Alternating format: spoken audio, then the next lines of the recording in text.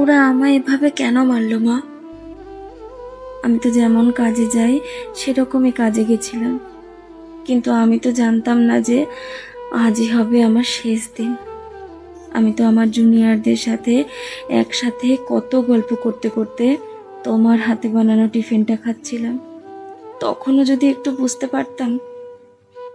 রাত অনেকটা হয়ে যায়, আমি ওয়ার্ডে তখন একা, আর ওরা আমার সাথে। ছি মা, আমার খুব কষ্ট হচ্ছিল জানো তো।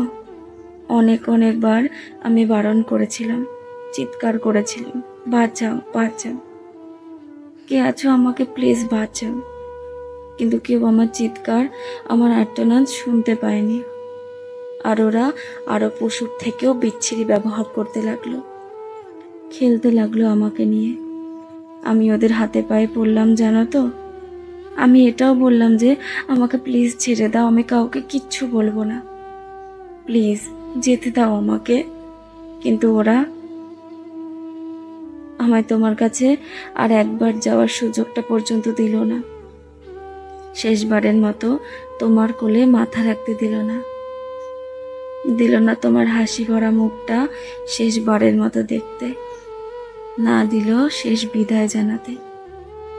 জানাতো মা, ওরা আমার গলা টিপে ধরে, সর্বশক্তি দিয়ে আমার গলা চেপে ধরে জানো মা। আমি অনেক চেষ্টা করি বাঁচার, কিন্তু হয়তো আজ ভগবানও চায়নি আমি বেঁচে থাকি। এই পশুদের শক্তির কাছে আমি হেরে যাই, আমার গলার হাড় ভেঙে যায়। ওরা আমায় ওভাবেই ওখানে ফেলে রেখে চলে যায়, ওই বিবস্ত্রভাবে। সকালে সবাই আসে, কিন্তু কিন্তু এ কি, আমি কারোর সাথে কথা কেন বলতে পারছি না মা?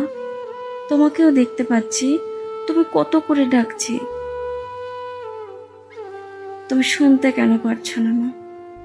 ও মা, মা গো, এই তো দেখো, দেখো না মা। ও মা, এই তো আমি, তুমি কাঁদছো কেন? কি হয়েছে তোমার? ও মা, দেখি মা, সামনে একটা লাশের দিকে তাকিয়ে হাউমাউ করে কাঁদছে। লাশটার মুখ দেখতে পেয়ে আমি শিউরে উঠি। এ কি, এটা যে আমারই নিথর দেহ। আমি কি তবে মারা গেছি?